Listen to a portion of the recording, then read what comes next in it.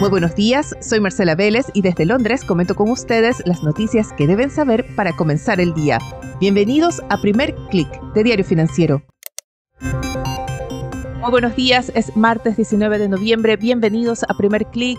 El mercado se queda sin impulso, quizás Nvidia pueda ser el motor para nuevas alzas. Mientras tanto, las miradas están en la Fed, en Walmart y en esa tensión que sigue cocinándose al interior del equipo de Trump.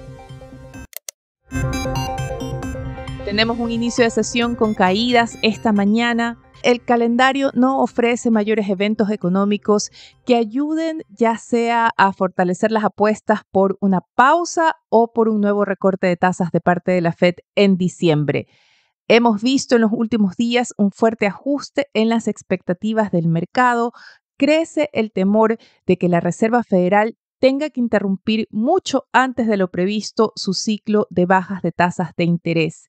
Los futuros de tasas que sigue la Bolsa de Chicago muestran un 38% de probabilidad de que la Fed tenga que hacer una pausa en diciembre.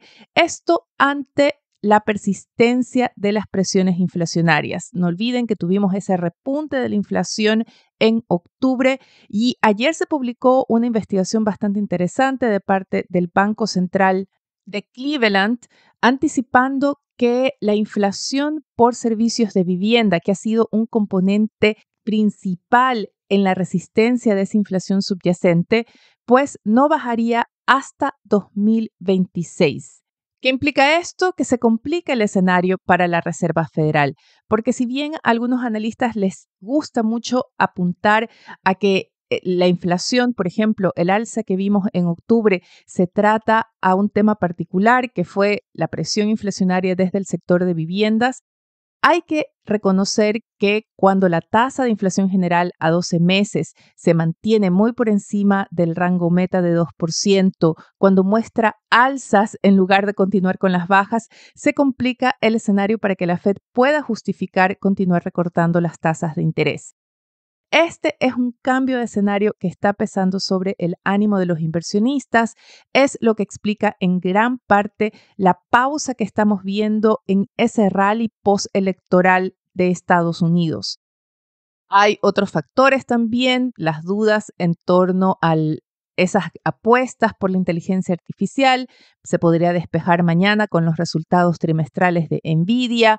Hay dudas en torno a quién manejará la economía de Estados Unidos y este es un tema que vamos a abordar en unos minutos. Pero hablemos sobre qué estamos viendo en los mercados en la apertura. Tuvimos una sesión positiva en Asia, el índice regional subió casi 1%, alzas bastante generalizadas en Japón, en China. No es el caso en Europa, donde vemos la mayoría de índices en rojo. Afectados también por noticias de empresas, ya estamos hacia el final de la temporada de resultados y hoy, por ejemplo, hemos tenido noticias como las de Nestlé, que anuncia un plan de reestructuración, un plan masivo de recortes de gastos, pero también un recorte en sus expectativas de márgenes de utilidades en el mediano plazo. El stock 600 retrocede 0,63% y marca el tono para la apertura de Wall Street. Los futuros de los índices estadounidenses amplían sus pérdidas, estaban cayendo por muy poco hasta hace unos minutos. A esta hora se alinean con una caída de 0,5%. El dólar que se había desacelerado en los últimos días y que estuvo más bien plano durante la apertura europea, retoma las alzas, un reflejo en esas expectativas de una Fed que no va a poder recortar tasas como se había previsto y esto golpea nuevamente a las materias primas. Teníamos un alza moderada de los commodities mientras el dólar mantenía cierta debilidad, pero ahora que la divisa retoma los avances, vemos, por ejemplo, que el cobre anota una caída de 0,47% en Londres. El oro, por el contrario, sigue extendiendo su avance, también alineado con esta idea de un escenario más inflacionario, impulsado por estas expectativas de mayor demanda de parte de los bancos centrales, y vemos que el metal sube 0,78% y ya supera los $2,630 por onza. Hay que tener en cuenta que el calendario económico no va a ofrecer por los próximos días mayores pistas sobre la salud de la economía estadounidense que ayuden un poco a especular en torno a las acciones de la Fed. Sí tendremos hoy los resultados de Walmart que van a dar más pistas sobre la salud del consumidor estadounidense y el jueves tendremos el reporte semanal de subsidios por desempleo.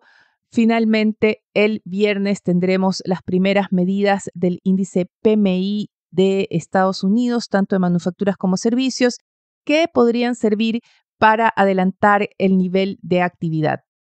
Fuera de la preocupación en torno a la Fed, la mirada de Wall Street se concentra en Nvidia. Este podría ser el gran motor que necesite Wall Street para retomar las alzas. Se espera que los resultados trimestrales de Nvidia den un impulso al sector de tecnología, al sector de semiconductores, que le confirme a los inversionistas que las multimillonarias apuestas por las empresas vinculadas al desarrollo de inteligencia artificial valen la pena, tienen justificación.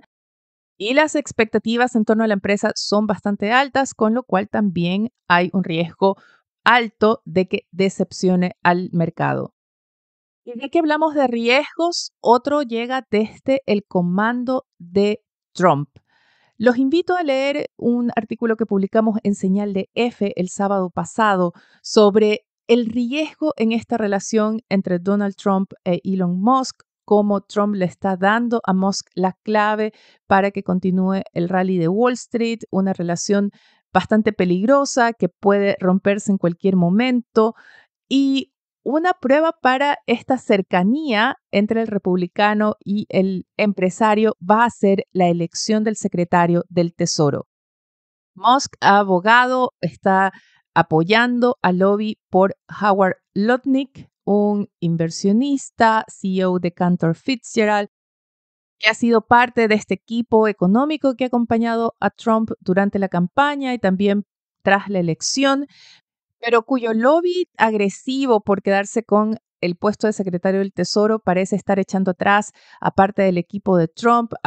Les contaba ayer que habían comenzado la búsqueda de otros candidatos y la prensa está apuntando a Kevin Warsh. Él es un profesor de Stanford, ex miembro de la Reserva Federal, estuvo durante la gestión de Ben Bernanke. En su libro, Bernanke lo aprecia y escribe el rol clave que tuvo Warsh en ese, convirtiéndose en el nexo entre la Reserva Federal y Wall Street.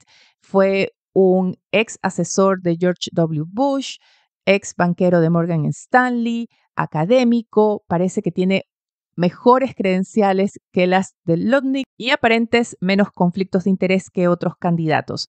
Es una carrera abierta, sin embargo, pero será muy interesante ver si Trump y su equipo dejan fuera de la selección por la Secretaría del Tesoro al candidato de Musk. Otra noticia importante esta mañana llega de parte de Alphabet. Las acciones de la matriz de Google caen 1% antes de la apertura. La tecnológica podría ser la nueva víctima de este impulso regulatorio de la administración de Joe Biden. Bloomberg reporta que el Departamento de Justicia busca que Google venda Chrome. Es parte de una investigación por lo que se considera una posición dominante de Google y este es el buscador de Internet estrella, uno de los que domina el mercado, principal fuente para Google de recolección de datos. Wall Street Journal asegura que no es la única acción contra las tecnológicas. El diario reporta que los organismos anticompetencia, los organismos regulatorios de la administración estadounidense van a intentar acelerar los procesos antes del cambio de administración. La FTC, el organismo por libre competencia, estaría con la mirada puesta en Microsoft a punto de abrir una investigación por su posición en el negocio de Internet en la nube. En noticias de geopolítica que debemos estar atentos, vemos una nueva etapa o un nuevo capítulo en la guerra en Ucrania. Este país lanzó ataques en territorio ruso después de esa ofensiva de Moscú con más de un centenar de misiles en territorio ucraniano el fin de semana. Muy importante y es algo que está apareciendo en todos los análisis en torno a la cumbre del G20 fue la ausencia de Zelensky. Al parecer, Lula no quería que el presidente ucraniano se robara el protagonismo de la cumbre, pero también se interpreta como una señal de una mayor apertura hacia Rusia. Por ejemplo, ya se registró esa llamada entre el canciller alemán Olaf Scholz y Vladimir Putin. Scholz también saludó y apretó manos con el representante de Rusia en la cumbre. Y en general se percibe entre los aliados de Ucrania el agotamiento, sobre todo de recursos, porque entre más dure la guerra, más recursos tienen que destinar y esto ya está causando problemas internos. Es una de las razones por las cuales la coalición de gobierno alemana se rompe ante las dificultades de seguir financiando la ayuda y justificar a las poblaciones la ayuda hacia Ucrania. De alguna forma, los europeos están ya más abiertos a aceptar que Ucrania tenga que perder territorio como posible salida para terminar en la guerra con Rusia, a pesar de que el comunicado del G20 sí menciona que la comunidad internacional está en contra del abuso de los países de ir a guerra por extender su territorio. Finalmente, otro titular que está cruzando la prensa internacional esta mañana nos lleva a Hong Kong, donde unas 45 personas han sido condenadas hasta 10 años de prisión por participar en protestas en demanda por la democracia. Este fue el movimiento que rechazaba la intromisión de Beijing en Hong Kong. El resultado fue que Hong Kong pasó, por presión de China, la Ley de Seguridad Nacional, bajo la cual estas personas han sido juzgadas con estas fuertes sentencias. No tenemos eventos importantes en agenda. Sí, en Chile, el Banco Central publica el comunicado tras su reunión de política financiera. Mañana tendremos el informe de estabilidad financiera del segundo semestre.